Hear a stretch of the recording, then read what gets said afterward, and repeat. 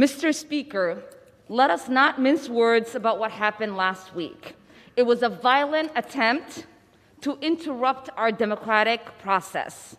It was a targeted blow at the most essential process that makes us a democracy. It was a direct and specifically incited by the President of the United States. You've heard me say before in different contexts, the words of a president matter, no matter how good or bad that president is. At their best, the words of a president can inspire. At their worst, they can incite. The demonstrators who infiltrated the Capitol have defiled the seat of American democracy. To those who engaged in the acts of violence and destruction, you do not represent our country. And to those who broke the law, you will pay. A new administration will be inaugurated on January 20th. My focus now turns to ensuring a smooth, orderly, and seamless transition of power. I'm just going to get straight to the point.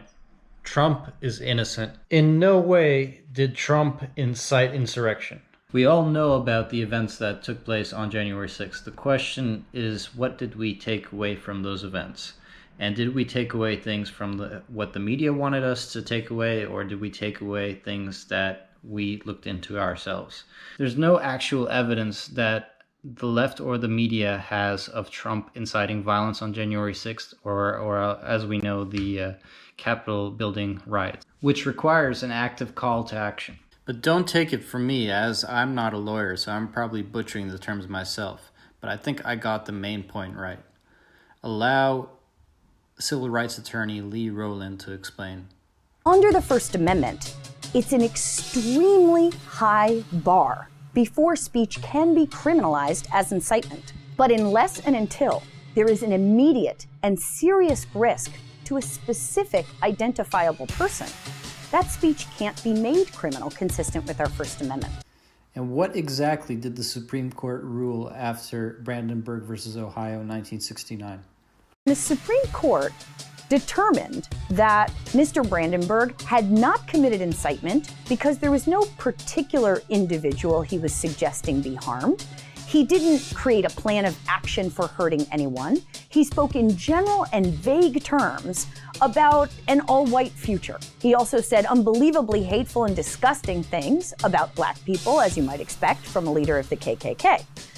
But at no point, the Supreme Court ruled, did his speech, did his words become an immediate roadmap for violence against other people? Unfortunately, the left doesn't know what an active call to action is, because the left honestly believes somehow, I don't know, it's some kind of pathological way of thinking, so I personally don't understand it. But the left believes when Trump was saying, walk down to Pennsylvania Avenue, when he was saying something like that, it meant go down to the Capitol building and start a riot. They actually linked the two together. Our exciting adventures and boldest endeavors have not yet begun. My fellow Americans, for our movement, for our children, and for our beloved country, and I say this despite all that's happened, the best is yet to come. So we're going to walk down Pennsylvania Avenue. I love Pennsylvania Avenue. And we're going to the Capitol, and we're going to try and give, the Democrats are hopeless. They're never voting for anything.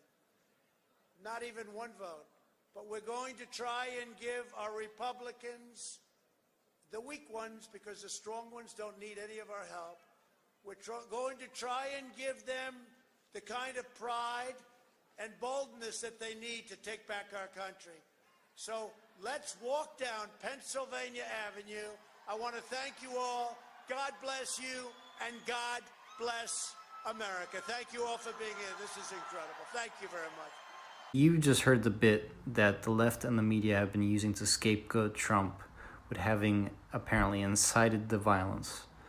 But having heard the man himself, did you get the vibe that he wanted to incite the violence? And also that his condemnation of the attacks the following day was insincere. Ask yourself honestly,